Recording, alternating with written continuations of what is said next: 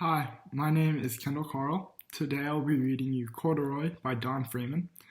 This book, for me at least, was a staple of my childhood. I know I loved it when I was a kid, and when I went through it to read to y'all, I realized I still love it. I still think there's some really cool things about this book that I hope I can share with you today. Corduroy by Don Freeman. Corduroy is a bear who once lived in the toy department of a big store. Day after day, he waited with all the other animals and dolls for someone to come along and take him home.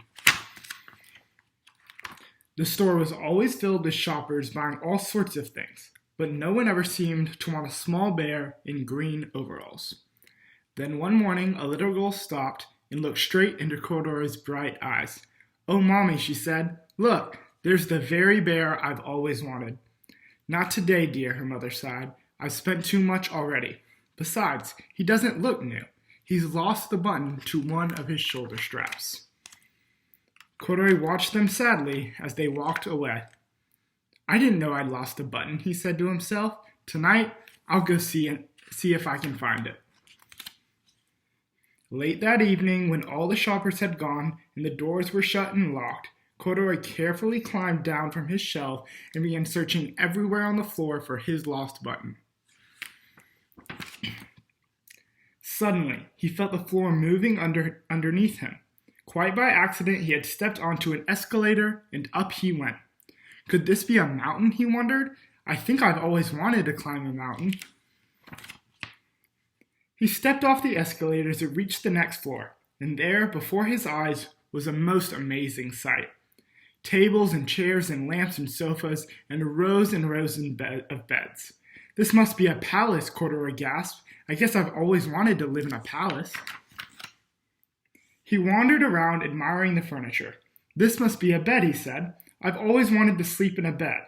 And up he crawled onto the large, thick mattress. All at once, something small and round he saw. "Why, here's my button," he cried, and he tried to pick it up. But like all the other buttons on the mattress, it was tied down tight.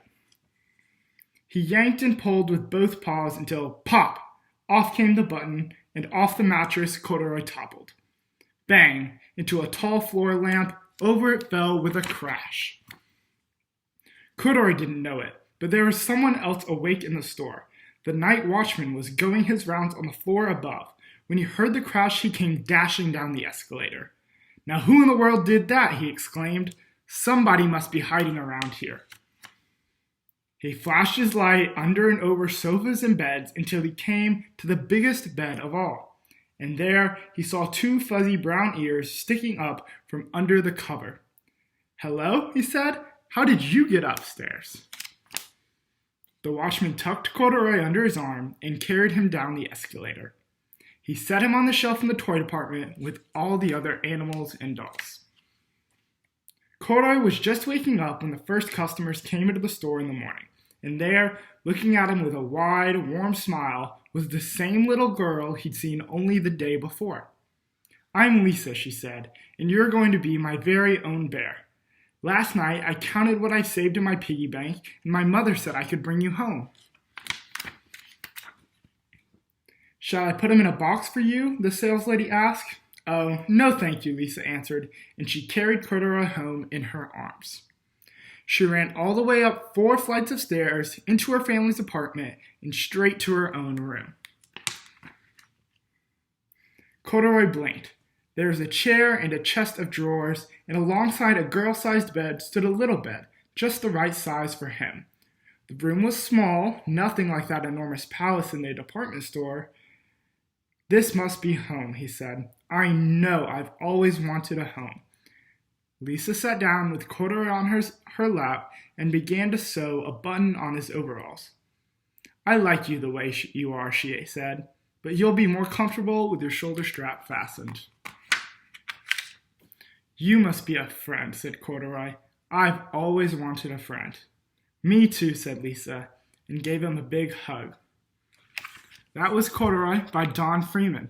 To recap, let's talk about a couple questions about this book. First, do you think that Corduroy was a brave or a timid bear for going exploring for his button? Secondly, Similar to how Corduroy felt incomplete and lost without his button, is there anything in your life that you may feel incomplete or lost without? Any specific family members or friends or even just stuffed animals? Thank you all for listening.